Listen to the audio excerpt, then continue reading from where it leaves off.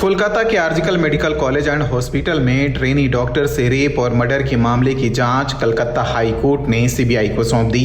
Court ने कहा कि घटना के 5 दिन बाद भी पुलिस किसी नतीजे तक नहीं पहुंची है। इस बात की पूरी संभावना है कि सबूत मिटा दिए जाएंगे, इसीलिए हमें लगता है कि मामला तुरंत सीबीआई को ट्रांसफर किया जाना चाहिए। Despite this gruesome murder, despite the body being in such a bloodied state and half naked, the police was casual enough to register a suicide case, and it took quite a lot of time for the police to basically register an FIR. The CBI has been now handed over the investigation. Court में सुनवाई के दौरान पीड़िता के वकील विकास रंजन भट्टाचार्य ने कहा कि पहले उन्हें बताया गया कि पीड़िता बीमार थी, फिर कहा गया कि उसने आत्महत्या कर ली। पेरेंट्स को अस्पताल बुलाने के बाद 3 घंटे तक उन्हें बैठा कर रखा गया और पुलिस ने उन्हें मामला सेटल करने को कहा।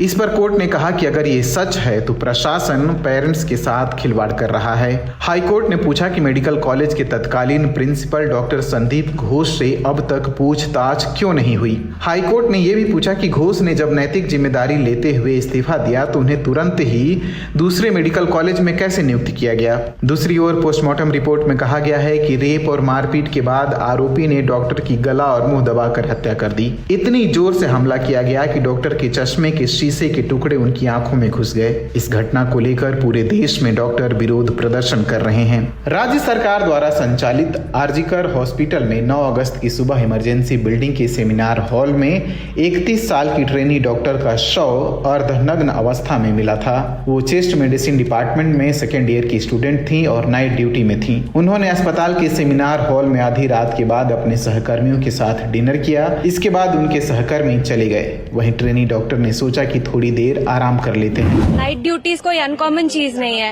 एट अ स्ट्रेच 36 आवर्स की ड्यूटी कोई डॉक्टर करके 5 मिनट की रेस्ट लेने जा रहे हैं और उसके साथ कुछ ऐसा इंसिडेंस हो रहा है, it's horrendous, it has to be condemned. Police ने मामले की जांच शुरू की। क्राइम सीन से सबूत इकट्ठा किए। पुलिस को एक ब्लूटूथ मिला। सेमिनार हॉल में सीसीटीवी कैमरा नहीं है। पुलिस ने हॉस्पिटल के अन्य सीसीटीवी फुटेज खंगाले और संदिग्धों की तलाश शुरू की। संदिग्धों में संजय रॉय भी शामिल था, जिसे गले में ब्लूटूथ हेडफोन लटकाए हुए इमारत में प्रवेश करते देखा गया। लेकिन 40 मिनट बाद जब वह इमारत से बाहर निकला तो उसके पास ब्लूटूथ डिवाइस नहीं था। पुलिस ने संदिग्धों के फोन जब्त कर लिए और जब ब्लूटूथ कनेक्ट किया तो वो संजय के मोबाइल से कनेक्ट हो गया। इसके बाद पुलिस ने संजय को अरेस्ट कर लिया। सीसीटीवी फुटेज की जांच में पुलिस ने यह भी पाया कि संजय उस सेमिनार हॉल के पास गया था जहां डॉक्टर का शव मिला था।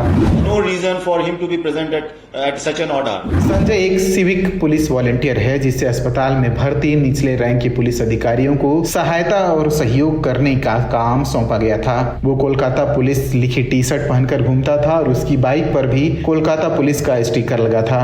रिपोर्ट के मुताबिक उसने 4 बार शादी की, लेकिन उसकी हरकतों की वजह से 3 पत्नियां उसे छोड़कर चली गईं, जबकि चौथी पत्नी की मौत कैंसर से हुई। पुलिस ने बताया कि रॉय ने अपना अपराध कबूल कर लिया है। इस घटना के बाद पूरे देश में बड़े पैमाने पर विरोध प्रदर्शन शुरू हुए। कोलकाता के कई अस्पताल के डॉक्टर और मेडिकल स्टाफ ने राज्य में महिलाओं की सुरक्षा पर सवाल उठाए। कई प्रदर्शनकारी डॉक्टरों ने कैंडल मार्च निकाला, नारे लगाए और यहां तक कि ड्यूटी का बहिष्कार भी किया। आर्जिकल मेडिकल कॉलेज के जूनियर डॉक्टरों ने न्यायिक जांच, अस्पताल के अधिकारियों से लिखित माफी और परिवार को मुआवजा देने की मांग भी की।